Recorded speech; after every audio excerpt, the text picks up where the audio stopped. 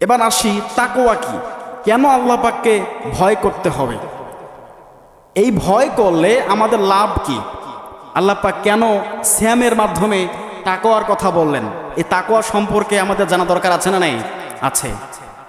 আল্লাহ পাকের ঘোষণা, আল্লাহ পাক রব্বুল আলামিন বলেন, ইয়া আইয়ুহাল্লাযীনা আমানুত্তাকুল্লাহা হাক্কা তুকাতিহি ওয়া লা তামুতুন্না ইল্লা ওয়া আনতুম মুসলিমুন। আল্লাহু আকবার।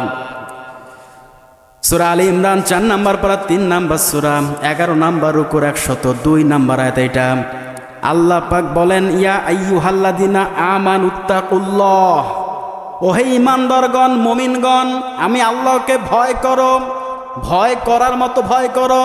ওয়ালা তামুতুন্না ইল্লা ওয়া আনতুম মুসলিমুন, আর পরিপূর্ণ মুসলমান না হয়ে কবরের মধ্যে আসিও না, মৃত্যুবরণ করিও না। কথাকার পরিপূর্ণ ভয় করতে হবে,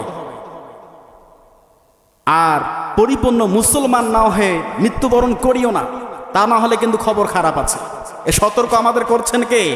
আল্লাহ। তো এই যে তাকওয়া, আল্লাহ পাকের ভয় আমাদের অন্তরের মধ্যে রাখা দরকার আছে না নাই? অবশ্যই দরকার আছে। যদি আমরা এই তাকওয়া অর্জন করতে না পারি, আমরা ভালো জায়গায় যাইতে পারবো না, আমাদের এহকালও শেষ, পরকালও আমরা শেষ করে ফেলব।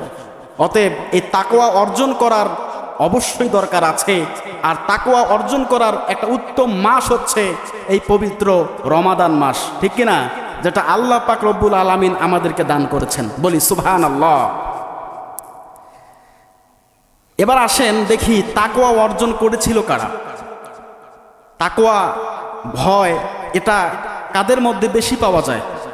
তাকওয়া অর্জন করেছিল দুনিয়ার জমিনে সব থেকে বেশি নবী এবং রাসূলগণ। কারা? নবী এবং রাসূলগণ। নবী রাসূলদের চেয়ে বেশি আর কেউ তাকওয়াবান হতে পারবে? কখনোই পারবে না। নবী এবং রাসূলগণ তাকওয়া অর্জন করতেন এবং করেছেন, তাদের মতো তাকওয়া অর্জনকারী দুনিয়ার জমিতে আর কেউ হতে পারবে না। তবে স্তর আছে।